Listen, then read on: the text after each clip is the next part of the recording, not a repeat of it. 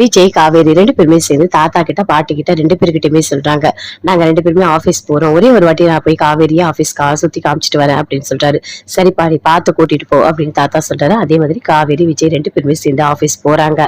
என்ன காவேரி, ஆபீஸ் வந்தா ஒன்னும் பிரச்சனை இல்லைல்ல உனக்கு அப்படின்னு விஜய் சொல்றாரு. எனக்கு என்னங்க இருக்கு, இன்னைக்கு ஒரு நாள் தானே, நான் ரொம்ப ரொம்ப சந்தோஷமா இருக்கேன். நான் அங்க ஒர்க் பண்ணிருக்கேன்ல, அந்த ஞாபகம் எல்லாமே எனக்கு வரும், நீங்க கூட்டிட்டு போங்க அப்படின்னு சொல்லிட்டு 2 பேருமே சேர்ந்து சந்தோஷமா போறாங்க. அங்க இருக்கவங்க எல்லாருமே விஷ் பண்றாங்க, உள்ள போறாங்க. போன உடனே ஆபீஸ் ரூம பாக்குறாங்க. பார்த்த உடனே ஒரு நிமிஷம் அப்படியே சுத்தி சுத்தி பாக்குறாங்க.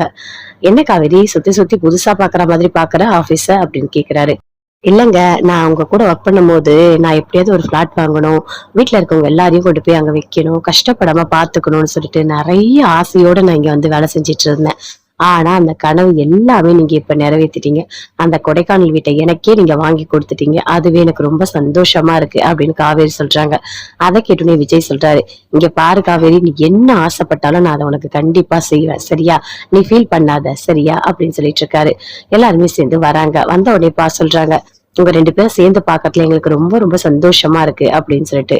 ஆமா, இப்பதான் எல்லாமே மாறி இருக்கு, என்னோட காவேரி எனக்கே கிடைச்சிட்டா அப்படின்னு சொல்றாரு. எல்லாருமே சேர்ந்து ரொம்ப சந்தோஷப்படுறாங்க. சரி இப்போ அங்க போயிட்டு ஒர்க் பண்ணுங்க அப்படின்னு சொல்றாரு விஜய்.